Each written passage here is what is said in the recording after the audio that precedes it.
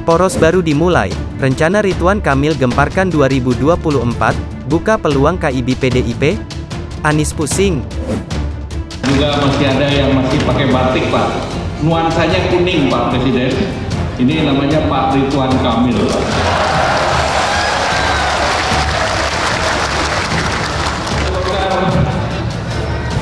Bersama dengan PAN dan P3 sudah punya tiket, Pak Presiden, untuk mencalonkan presiden dan wakil presiden tahun 2024. Tiketnya kalau nonton bola, tiket premium, Pak Presiden, di atas batas minimal. Tapi kalau dibantu oleh teman-teman ketua umum yang ada di depan, tiket premium ini berubah jadi VIP, Pak Presiden. Saya sampaikan, insya Allah kan saya sedang menimang-nimang ya untuk gabung partai. Mudah-mudahan masih di tahun ini, nanti pastinya pasti disampaikan lah. Salah satu pertimbangan ke Golkar juga ada.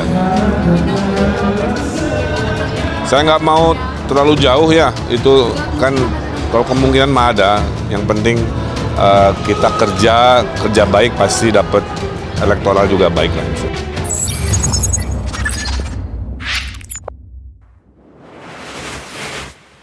Peta politik 2024 semakin mengerucut, setelah Gubernur Jawa Barat dikonfirmasi bergabung dengan Golkar.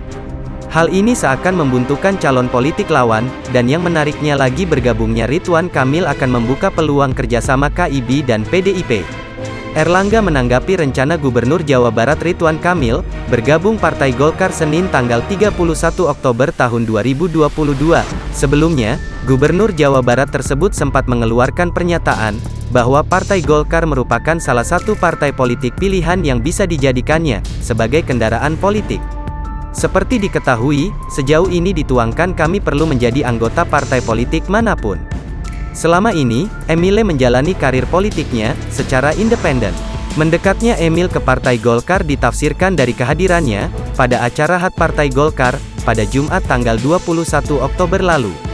Sementara, namanya sering masuk radar survei, baik sebagai calon presiden maupun sebagai calon wakil presiden untuk posisi yang terakhir ini. Survei Bank Kompas Oktober tahun 2022 yang dirilis pada Rabu tanggal 26 Oktober tahun 2022, menempatkan Ridwan Kamil sebagai cawapres dengan elektabilitas yang terkuat. Peluang Emil masuk Partai Golkar, tentu akan membuka kemungkinan-kemungkinan kejadian politik lain, sebagai kelanjutannya, termasuk menjadi pembuka pintu bagi terbentuknya kekuatan politik baru, menuju pemilu 2024 nanti. Apalagi, saat ini yang sudah pede maju, dan sudah dideklarasikan namanya, semakin menjadi-jadi. Manuver-manuver untuk persiapan pun sudah mulai ia lakukan. Ada kabar terbaru, tentang langkah politiknya, seperti Anies, bertemu Rizik, beberapa pekan lalu. Pertemuan tersebut diadakan tak lama setelah Anies dideklarasikan, sebagai capres usungan Nasdem.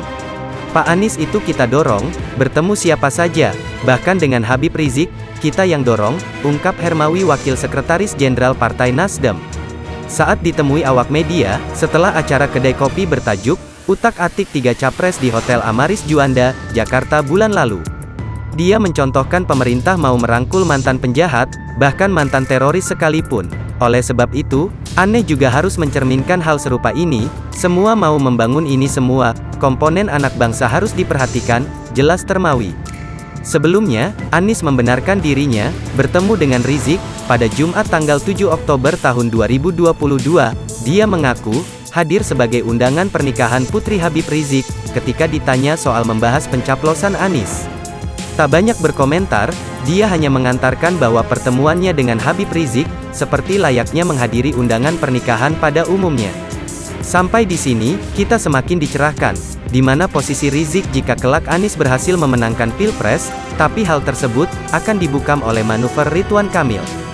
Salah satunya adalah kemungkinan terbentuknya poros KIB PDIP, seperti diketahui, saat ini, bersama PAN dan P3 Golkar, telah membentuk Koalisi Indonesia Bersatu, atau KIB, kemungkinan terbentuknya poros KIB PDIP, ini sangat mungkin untuk terwujud. KIB yang selama ini tanpa figur dengan elektabilitas tinggi, tentu akan menjadi punya posisi tawar, yang lumayan besar, di hadapan PDIP. Sementara PDIP sendiri, tentu tidak akan mengambil resiko, dengan berjalan sendiri menuju Pilpres 2024 nanti. KIB terlihat sebagai pilihan yang sangat rasional bagi PDIP, kehadiran Ridwan Kamil secara tidak langsung, juga akan semakin memperkuat partai banteng itu. Pada Pileg 2019 raihan PDIP, di Jawa Barat, memang tidak mengalami penurunan, namun secara posisi menjadi kalah, dari Gerindra dan PKS, ketika kemudian seumpama Emil diposisikan sebagai cawapres, PDB bisa berharap efek ekor cas darinya, atau setidaknya untuk menahan laju partai politik pesaingnya.